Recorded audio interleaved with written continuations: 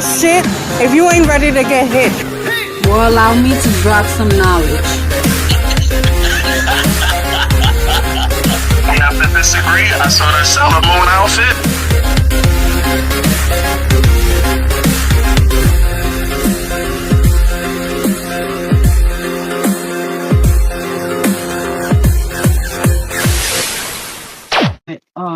Video chat. All right, no worries. Thank you. Whenever you're ready. How's everything? Everything sounds good? Perfect. Yeah. All right. Is it okay? Is it okay? Is like this? Shot like that? Yeah, it's Because fine. you're You could turn it the other way. okay. Yeah, because I'm kind of charging it, but hopefully. If not, it's fine. As long as I can see and hear you, it's no Okay. biggie. All right. Yeah, I don't think I could do it. My fault. All right. Charge it. There we go. Whenever you're ready. All right.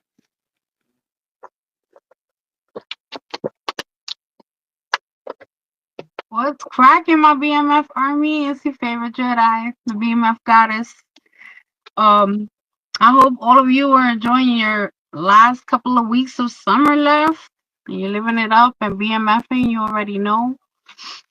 Today I have pro wrestler, the Waymaker, Vara, joining me. Thank you for being here. Definitely. Thank you for inviting me. Appreciate it. I'm gonna start by asking you if you could tell us where you're from, where were you born and raised, and how was life growing up for you?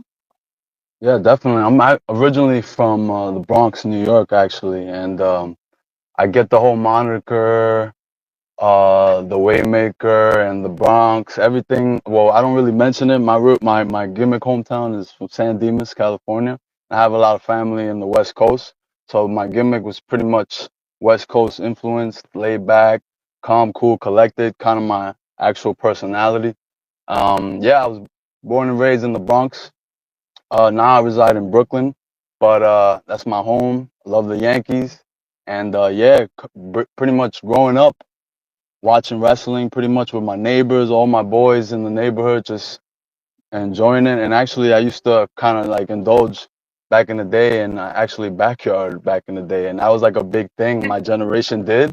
And I was like, wow, it was like it was like a small generation of guys in the early 2000s that it was like a community. It was like the underground of backyard. So I'm pretty proud of it.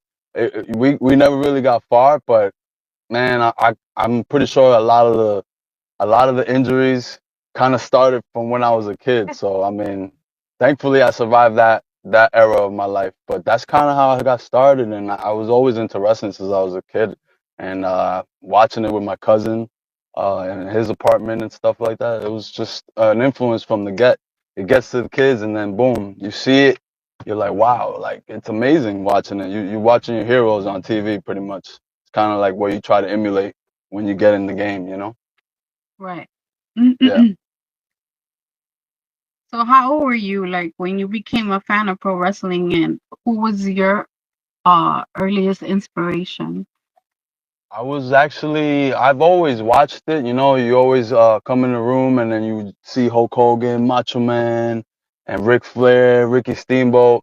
You always watch it and it's like background noise. And you're like, eventually, when I was about maybe 7 or 8, I was watching an exchange with The Rock and Jericho on Raw, and they were just talking. I never really saw the banter back and forth of two guys just that didn't like each other. Apparently that was the first time they met, and they didn't like each other, and character obviously. So I saw that, and it was like pretty much 20-25 minutes of the first hour. I was just like, this is, and then they started wrestling.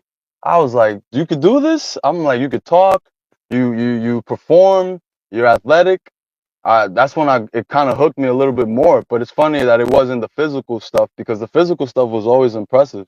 But when I saw them talking back and forth for like pretty much 20 minutes, I'm like, and then everybody was just eating it up. That was crazy. Like it caught Two my of, two eye, of the and two of the best smiles in the business. oh man, And like I was like, man, I wish I could do that. You know, you always try to emulate the best, and like The Rock, Jericho, who were always the masters on the mic. You know, but that's kind of where it started. And I was around 7 or 8, and my cousin introduced me to it. He pretty much took me to my first Madison Square Garden show.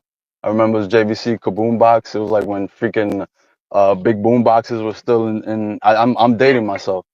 So I was I was amazed. As soon as I saw it live, I was hooked, and watching it live hooked me even more. It just made me more interested, and I was religiously watching it every week after that. ¿Cuántos años tiene? I'm 36. Yeah. You look like a. I mean, you are. You're younger than me, but you look like a baby, like I'm no 21. spring chicken. I'm no spring chicken no more. That's it. I got too many injuries. Too many injuries. So, okay, I know you said that, watching it made you want to emulate it. It made you have, get the bite that you want to wrestle. Yeah. But what does wrestling mean to you? And what separates you from others? Yeah. Wrestling means everything to me. My whole adult life, just pretty much practicing it, honing my skills, whether it's training or helping others, and just pretty much involved in the industry. It keeps you busy, and it's time consuming, and that's pretty much what you're all about, what you want, and you want it to consume you, so you're around it, so people know that you're around. And that's always advice I got when I was younger training. I was started training at Johnny Rod School in Brooklyn, in Gleason's gym. And yeah, a lot of the guys were always traveling when I started, and then the veterans always pass on the knowledge, little crumbs here and there, but they teach you stuff, and you always learn stuff in the office, you learn stuff in the ring, you learn stuff on the rides, on the way to shows. Always got to be all ears. And definitely it's humbling when you hear all those stories of how many years people have been doing it, and then they finally make it, and it's like 15 after you hear all these long careers, 20 years, 18, and you're like, wow, does it? And it's very, very dedicated bunch that do this. So you got to be cut from a different cloth. You got to be a little cuckoo to do this, and you wanna be in front of the audience. You wanna be in front and show off. I guess my personality, I was always an entertainer, and most of the people that do it, I don't know everybody, but you like to entertain. You like to be a show. Be part of the show. So that's wrestling was always something that caught my attention, and I guess it just brought out more of my personality and what I always wanted to do. I always wanted to play sports, and I always loved movies. I'm a movie buff. I love action movies. So the stunts and everything like that, it just caught my attention, and I saw how sequenced and realistic everything looked. So wrestling is everything to me. It's my passion. I've been doing it most of my adult life, and I wouldn't trade it. All my experiences have been amazing. Not many injuries, thank God. And it's just, I've always been consistent, and tried to stay in the game as much as possible. Always aware of what's going on in the game, always seeing who's next, the up and coming guys. There's always a bunch of new guys coming up in the industry, on the underground, and like on the independent scene. And it's like, it's inspiring, because it's like, wow, I was there a couple years, and then now these guys are coming up, and it's like they're creeping up on everybody. So it keeps you on your toes. You know what I mean? A lot of talented guys. Whether it's if I can imagine on TV how competitive it is. It's competitive already on the independent scene. It's super competitive, and there's limited jobs, so you gotta stand out. So the Waymaker is my moniker. I I think I fancy myself as I carve a path for a lot of the people that follow me. My whole moniker is I lead and you follow. I've been to Mexico. Lucha Libre Promotions helped me go to Mexico. Lucha Libre style is one of my favorites. I watched Galavisión when I was a little kid, watching it on Saturdays early in the afternoon. There's so many different types of styles that I grasped to Lucha Libre, and I went to Mexico for a couple weeks. That was an amazing experience. After that, a couple more guys went, and I kind of got the inspiration to be the waymaker. You know, el abre caminos, the guy who carves a path for everybody else. The pretty much the pathway for I everybody love else to that. see. Yeah, That's so dope.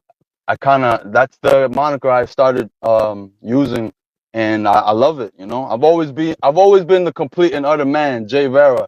That's always gonna be one of my monikers. Everybody's like, oh, complete, complete, and it's a cool moniker. But the Waymaker, I'm in another path in my career, and I feel like now I'm leading the new generation. You know what I mean?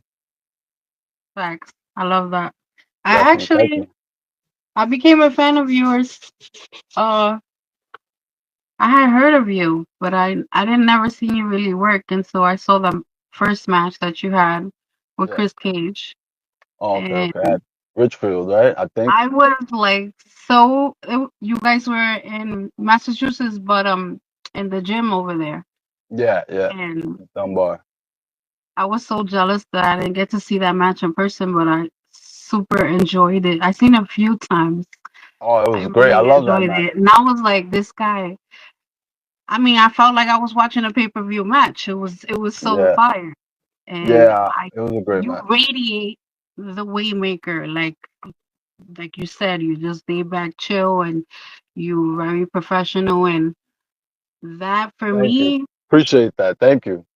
I'm old school too, so Yeah, all the kayfabe, all of that means everything to me, and I respect it. definitely, definitely. Yeah, gotta honor the business and the rules.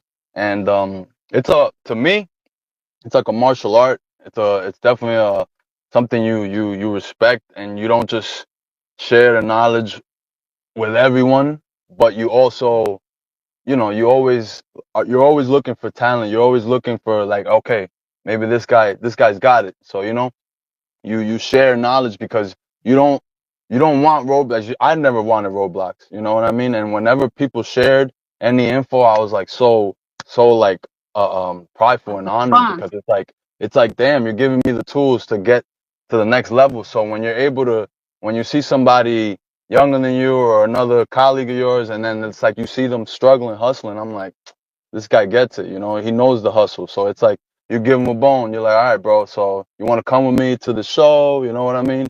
It's like it's a give and take business. So you're always helping somebody out, somebody's always looking out for you. It's a big fraternity, so Yeah. you pick that up as the time goes on. So it's a cool part of the business.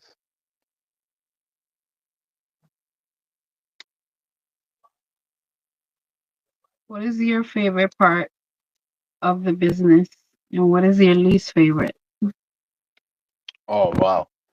The first, you know what? I'll say the good part first. The my most favorite part of the business is actually the traveling.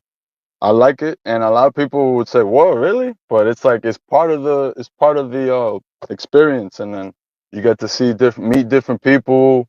You bump into all types of fans. They remember matches that you don't even remember. You're like, wow, that was a good match. Like, there's always the wrestling fandom. It's so cool to see people and actually recognize you, or if they're like, hey, I like this move. It's always cool to share ideas and experiences with different cultures. I've been to like I said, Mexico is such a place with rich in wrestling. I went to Arena Mexico, El Coliseo. It was so cool seeing that live. It's like that is what makes it alive in other countries. Canada and Germany is a place where I trained at, and that's another place that they honor wrestling. They treat it with respect, and it's like it makes you appreciate it even more.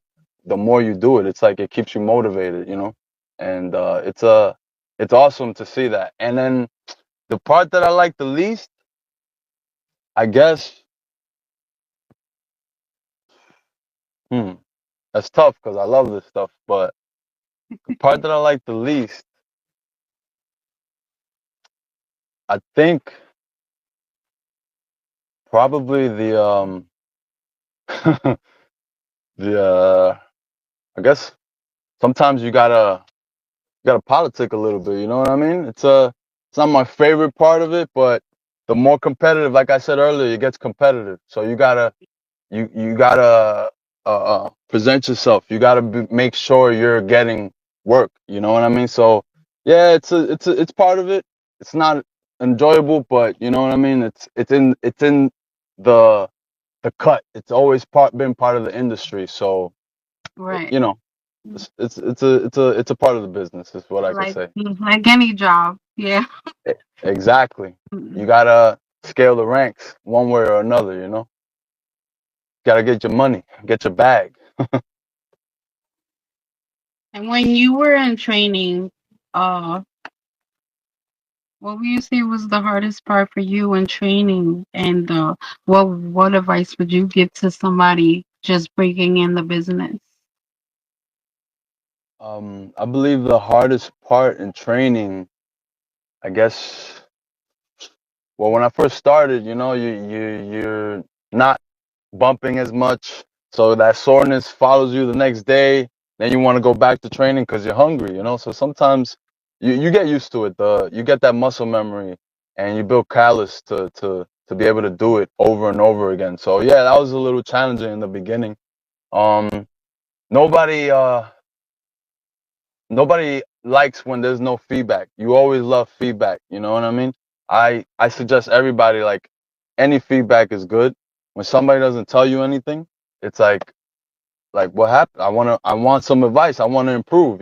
So anything. I used to cut promos in the office, and my trainer used to be like, "What the hell? Do it again. Like, come up with something more stronger than that." And it's like it challenges you. It's a speech. It's like speech class, and then you gotta figure out how you want to portray yourself and how people will connect with you. So that was early stages where I was like, okay, not everything that I come up with is gonna be amazing. You gotta tweak it, you gotta edit it, you gotta tune it up, turn it up, waves. You gotta make a whole conversation and make people connect with you. So I think my best advice is always take any type of feedback. It's good. Any feedback is good feedback. It'll show you how to get better the next time.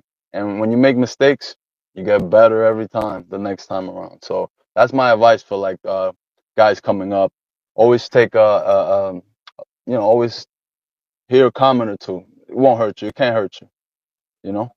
I think that's excellent advice because I've seen so many, what we call the green guys, um, just break into the business and they're like, "Oh, I've been doing this for a year and I deserve this," and you need to Oh humble man. yourself, buddy, Yeah. because Yeah. Yeah. A good that school will mentality humble you. doesn't get you too far. No, definitely. A year in, wow, thinking like that, that ain't helping you too much.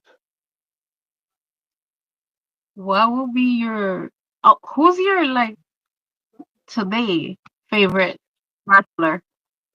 Today, my favorite wrestler has to be, well, he's still active, but he's in AEW Edge.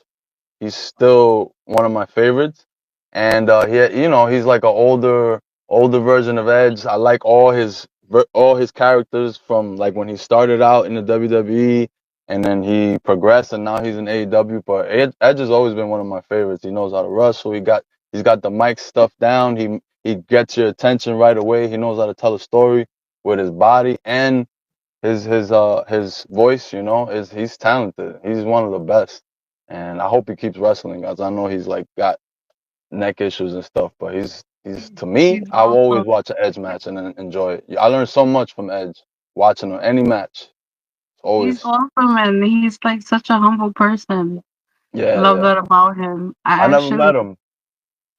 I never like got to shake his hand, but I got to Yeah, see him wrestle before he quote unquote had retired, yeah, and I was hyped. And yeah, yeah.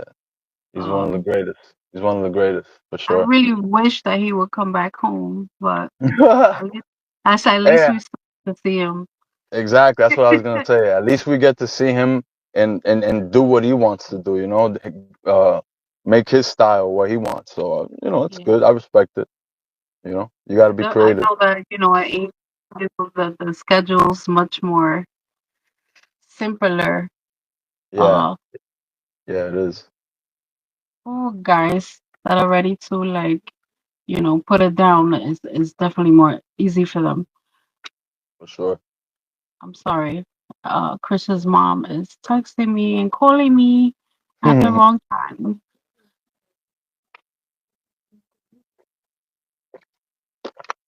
Sorry about the car interview. Usually people do promos in cars. I'm doing interviews in cars, so apologize. I just got a training session, so No, I está just bien. That's made it okay. on time.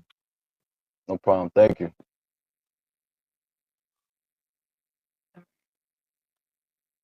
Who would be your dream match opponent Whew, and man, why?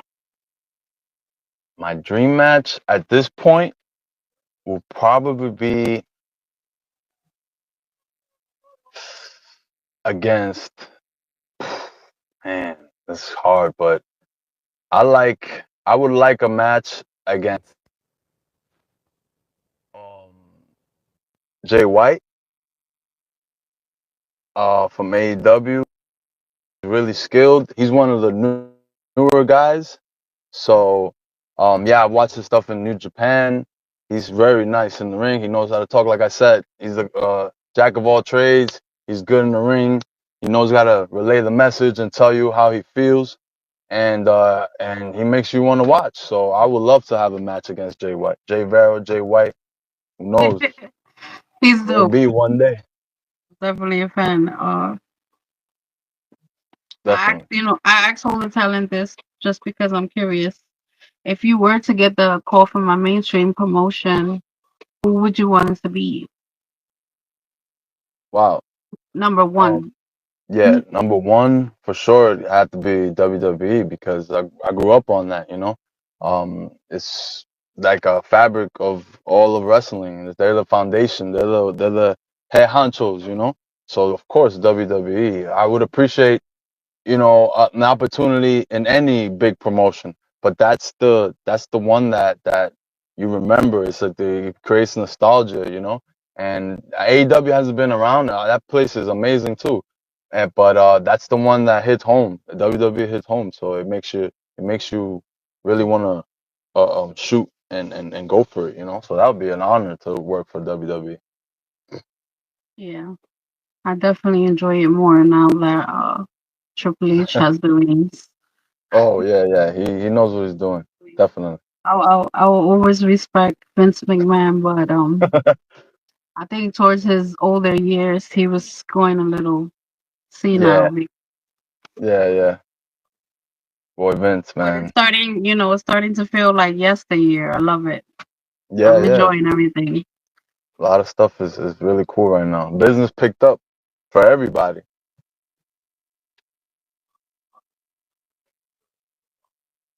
What has been your favorite match or place that you wrestled so far? Wow. I've wrestled in well, my favorite match that I've had, wow, I have a couple, but I'll pick one. And I like my match with I have a match with my boy Mantis that I did in Washington DC with No. Lucha Libre Promotions. Really, it was a nice match because the crowd was hot. They loved it. It was back and forth. It was like we were like even. And I wrestled him a couple times, and we just have good chemistry. So he's one of the guys that came up in Gleason's a couple years after. And guys grow up, and then they learn what they learn. And then everybody has their own path.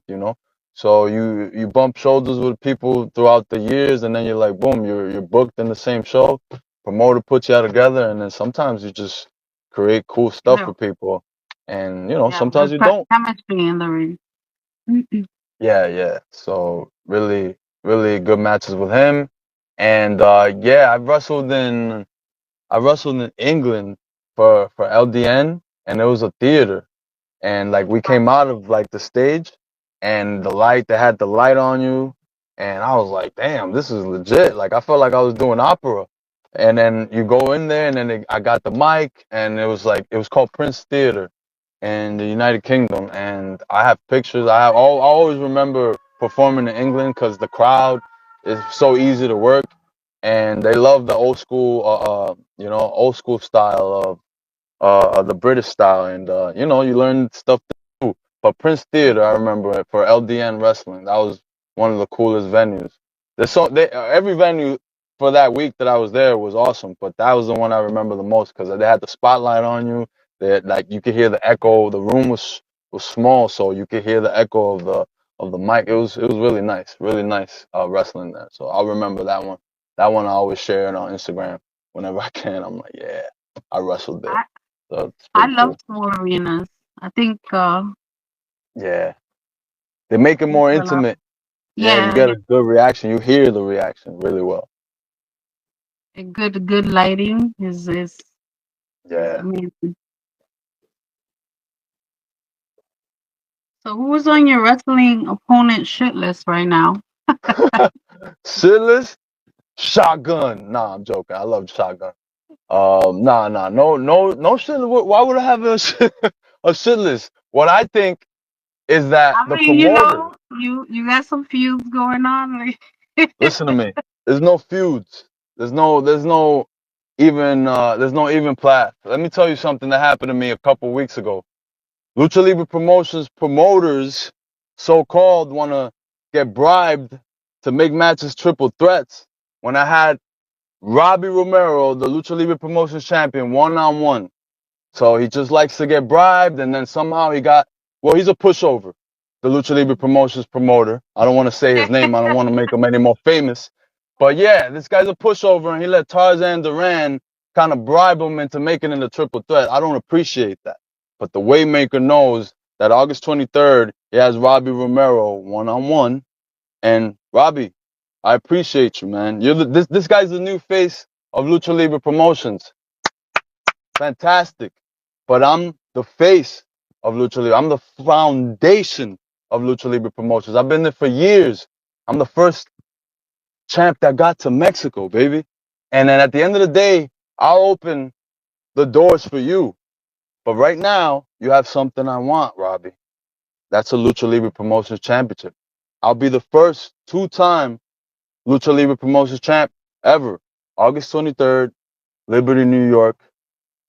And remember, Robbie, this is not a competition, man. I appreciate what you're doing, but I'm the foundation. That title comes home to me August 23rd. August 24th, we're back in Brooklyn, my new home. And Industry City, they're about to see hours of professional wrestling, Lucha Libre style. Like I said, I love Lucha Libre. August 23rd, Liberty, New York. August 24th, we're coming back down to New York City, and we're going to be right outside Industry City. Um, Everybody's invited. Definitely find out on the Waymaker 12 on my Instagram, Twitter, Waymaker 12, Facebook. I'm Jay Vara. Telling you, this is going to be a busy month and next month too. So just picking back up like always. Robbie, I All got your right, number. I respect it. Respect it. And where can we find some Waymaker merch? Waymaker merch. I actually don't have a site, but you could definitely DM me. I got shirts. I got definitely merch for you guys. I got pictures. I definitely got plushies. I got stickers now. So definitely the plan is to actually put it on a site, but you could always contact me, the Waymaker 12, Instagram, X, Facebook, J Rara. Send me a message. You know I'm always around. The Waymaker's always around, ready to make the fans happy. All right? Just give me a I, DM. I want a shirt. Okay. Got it. Uh, Thanks for the invite. no I'll, doubt. I'll send you one. You gotta show me what you have. Like Oh yeah, well, send me a I don't pic. have it on my phone. Oh yeah, for sure. I'll definitely show you. Definitely show you the Yeah. shirt. Yeah, everything. All Oops. right. So Sorry, that was my phone. I just have one final question. Yes. Sorry about that. What is it that you want to be remembered for in your career? Um, I definitely want to be remembered. Now I have my son, my 2-year-old. So I always want to inspire. You know, to definitely inspire the next generation. I'm not saying, hey, my kid ends up Easy. doing it. Easy a Well, twin, by the way. oh man, thank you. I know. That's definitely So cute. my kid. But for sure, I like to inspire any way I can help. It mean, you know, it helps me. It's something that inspires me. So I want to definitely carve a path for the future and the next guy coming up. Um, make them know that this game is lit, is awesome. It's an awesome lifestyle. You get to travel, you get to do, you know, you get to entertain people. It's a creative way to make money. You know what I mean? It's a really cool gig.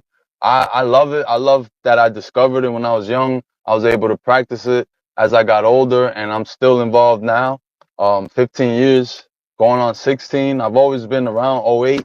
I really started training, and then people mention all those years, but then I really started traveling in 2014, 15, where I felt confident enough to like go out there and be like, all right, I could definitely present my character, my presentation to audiences, to promoters, to different locations. So I definitely want to carve a path. Like I said, the Waymaker. There's a reason why that's my moniker, that's my name, and I want to carve a path for the future and lay it out there and show them like, hey, there's a way to make it in this and survive. Whether you get signed or not, there's always a way to be present your craft and show your skills anywhere in the independent scene. And the independent scene is so rich right now and strong, so it just Yeah, kind of keeps you hungry. Like I said earlier, it keeps you motivated. So I ain't going nowhere. It's definitely a place to be, you know, especially now. I love it. Yes. I want Thank to you. thank you again for making time. I know your schedule's crazy, No and worries. No it's been a worries. pleasure. Appreciate you. Hopefully, I get to see it soon. And definitely, thanks for inviting me. Thanks for everything and the support. Appreciate you guys.